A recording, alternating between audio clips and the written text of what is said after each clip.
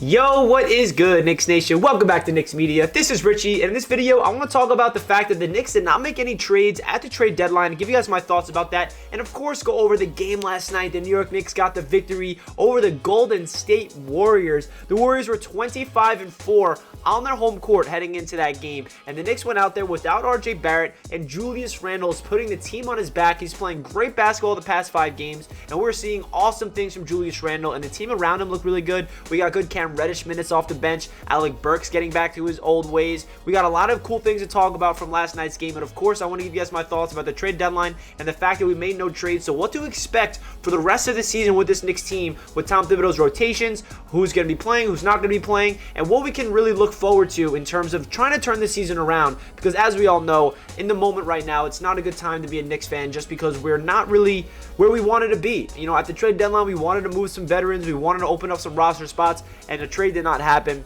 And the night of the trade deadline, the Knicks go out there and beat one of the best teams in the NBA in the Golden State Warriors. They're on a 9-game winning streak.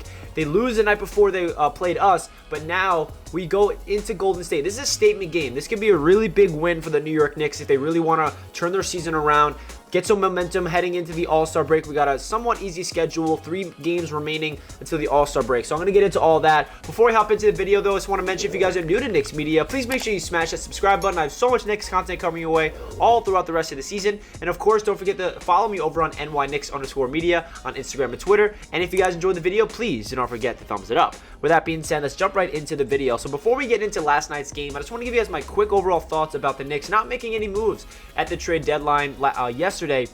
So we were all expecting something to happen. We heard rumblings on Twitter, rumors that everyone's available. The Knicks are trying to move a veteran to open up a roster spot for a guy like Reddish to get into a regular rotation throughout the rest of the season, and no trades happened. I think the reason why Leon Rose was not able to make a trade is simply because the players that he was trying to trade had contracts that other teams did not want, and the only reason why they did not want those contracts is they're not expiring. That's what I really thought. They tried to package Evan Fournier in a first-round pick for Caris LeVert, we heard, but we all know that he's going to the Cavaliers. And I feel like they were trying to trade Burks, they were trying to trade Kemba, and all those guys, they have, you know, future contracts already on the books. You know, they signed 3-year deals, a 2-year deal with Kemba, 3-year deal for Fournier and Burks. I know that it's a 4-year deal with Fournier, but there's a team option in the 4th year, so it's technically a 3-year option. So I feel like not a lot of teams really wanted to take on the contracts of those players because they're looking for players to come onto their team and just help them out this year, and they can go into free agency at the end of the summer to really open up their cap flexibility for the summer. I feel like that's what the Knicks are trying to do. They were trying to, you know, shed their cap, and there's no team out there, and it's unfortunate. Obviously, we wanted the Knicks to make a move, but how about the New York Knicks making a big-time statement game last night, getting the job done on the road? And you guys know me. I said on this channel multiple times, I never expected Julius Randle to be traded at all. I actually did not want the Knicks to trade him because I really genuinely still believe that Julius Randle has what it takes to be a really good basketball player for this New York Knicks team, and the one thing that he's missing is a true point guard around him and somebody to take the, you know, pressure off of him, because we all know that Julius Randle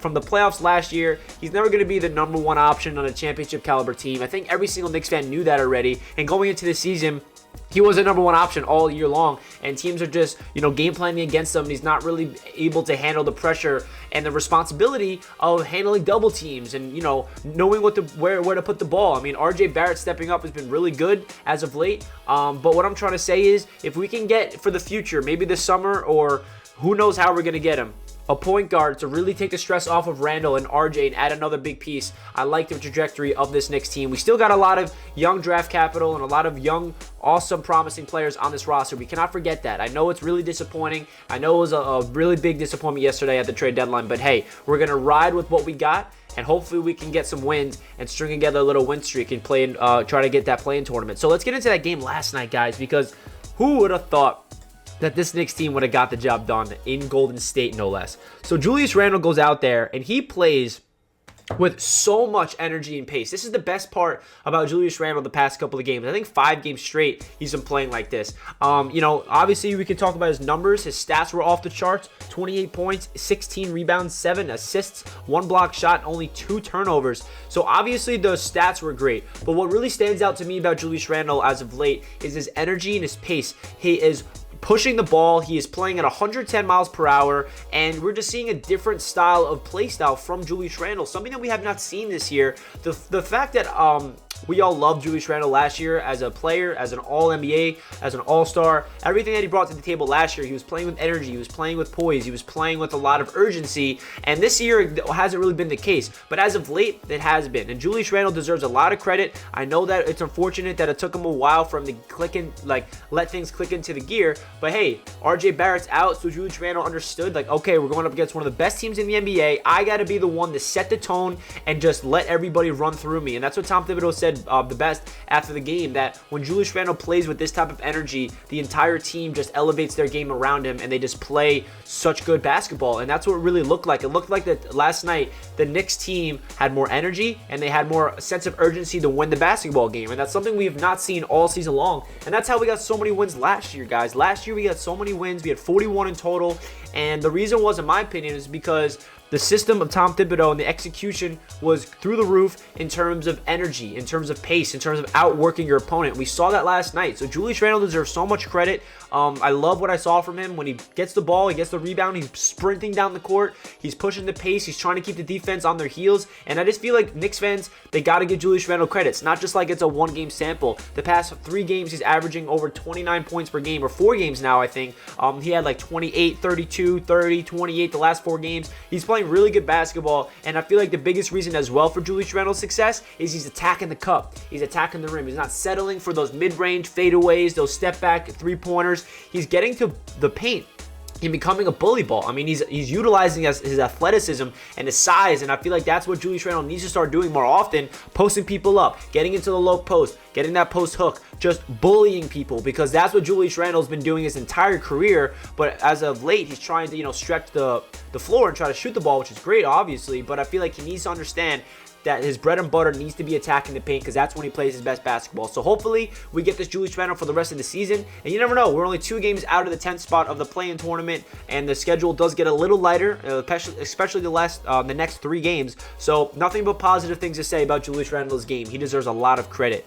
And then outside of Randle, we got Evan Fournier. Evan Fournier deserves a lot of credit. He's been playing really good basketball as well. Last night he had 22 points, 7 of 17 from the field, 5 of 13 from the three-point land, man. He's just a absolute sniper from downtown. So Evan Fournier, he's creating his own shot. He had a big-time bucket late in the 4th quarter, step back, sidestep, three-pointer. That really got the job done, because last night, you felt the momentum going the Warriors' way. 5 minutes left. We saw on the West Coast trip, the Knicks were so close to win all those games, but we collapsed in the final 5 minutes. But last night, the Knicks did not let that happen. They did not let the game slip out of their hands. They played hard-nosed defense, and they hit the shots when they needed to the most late in the 4th quarter, and Evan Fournier deserves a lot of credit for that. Kemba Walker, he just does not look like he's in any sort of rhythm. He's definitely out of sorts. He's definitely just not playing good basketball. I don't know what his future is on this team. I honestly have no idea. I really don't see how he can get purposeful minutes for the rest of the season. I'm just being straight up honest with you guys. And then Mitchell Robinson, he had 7 points, 11 boards, always crashing those rebounds. And then off the bench, we got a resurgence from Alec Burks. First time that he really stepped up to the plate in a long time. But the man of the hour, in my opinion, off the bench was Cam Reddish. We got the best Cam Reddish minutes of his Knicks career. 19 minutes, 12 points, 3 assists, 4 of 8 from the field, 2 steals. Cam Reddish just really looks like a guy that needs to get in this rotation. He's a bucket waiting to happen off the bench. He can attack the paint. He has very good finesse at the rim. He can shoot the ball from downtown. He can draw contact and go to the free throw line. I love what I saw from Cam Reddish. There's no reason why he should not be in the rotation, especially off the bench, for the rest of the season. Obviously, there's something that needs to happen. We did not trade anybody, so it's not like there's going to be a roster spot open for him. So hopefully the Knicks really understand that Cam Reddish deserves minutes, because he's got a lot of potential in this system. I love what I saw from him last night. And then shout out to Taj Gibson as well. Taj Gibson had one of his better games, 10 points, 7 rebounds, and then quickly 5 points, Obi Toppin 3 points. So yeah, guys, last night was a phenomenal game for the New York Knicks. Could be a big-time statement game for the Knicks, because not only did we get the W, but we versed one of the best teams in the NBA in the Golden State Warriors. So I feel like Knicks fans should be very happy about that. Let's see if this can transition. Hey, maybe we go on a little win streak at the end of the All-Star break. Trailblazers next, Thunder, Nets. The Nets have lost like how many games straight? 10 straight. So hey, maybe we win the next 3 games and we go into the All-Star break on a 4-game win streak. Why not? Right? Why not? Hopefully RJ Barrett can come back, but I love what the Knicks showed last night. And then what to expect for the rest of the season, guys. I feel like, let's just hope that this Julius Randle, number one, really turns the corner and gets back to that player he was last year, because that's what it really all is about. If Randle plays the way he's been playing the last 4 games, this Knicks team plays on a completely different level, and they can also compete with anybody out there. We saw it last year. We're finally seeing it now. What happens when Julius Randle plays with this energy and this pace? So hopefully that's what's going to happen, and the young players can develop around him, and we can just try to fight for that play-in tournament. Hey, if we can get the 10, 9, 8th seed and go into the play-in tournament, okay, I feel like that's okay for where we're at right now. I'd rather that than not make the playoffs at all. You know, I don't want to tank. I don't want to lose on purpose. I'd rather young players play, but that's really my thoughts, guys. Leave a comment down below your thoughts about last night's game and the trade deadline as a whole. I'm really positive right now about yesterday, just simply because of that game last night, what Julius Randle showed. I know it's a little bit disappointing we not make a trade, but hey, it is what it is. Don't dwell on the past. Focus on the future. Focus on the now. That's how I'm living my life. So, guys, leave a comment down below your thoughts. Like the video if you guys enjoyed, and I'll catch you guys in the next one. Let's go, Knicks. Peace.